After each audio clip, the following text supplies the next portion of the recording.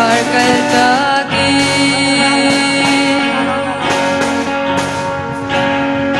kamay lay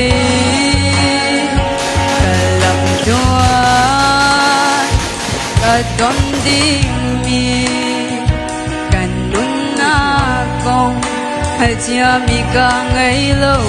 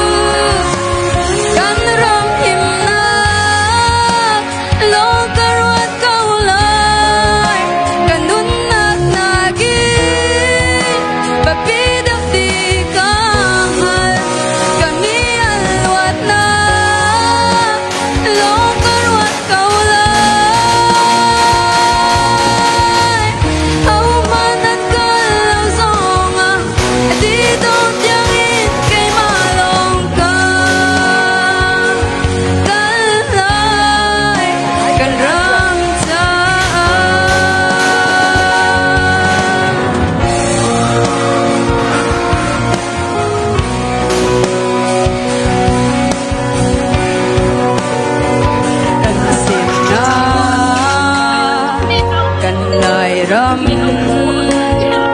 chan chua ding a kan nun ka pe dot mi ha kal ta ki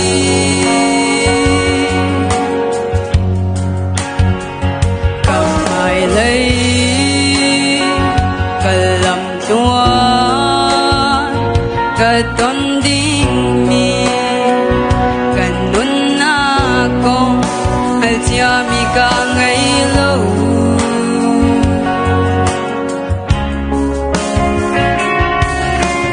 mui na cái khát câu man se hơ rất nào tâm câu man se cả lúc mà đông lại lâu cắn răng im na lo kanun nak nagin babidang di kahan kami alwat na long katuan kaulay man ang ngap lao zonga di don't tiangin kay malong ka noray kami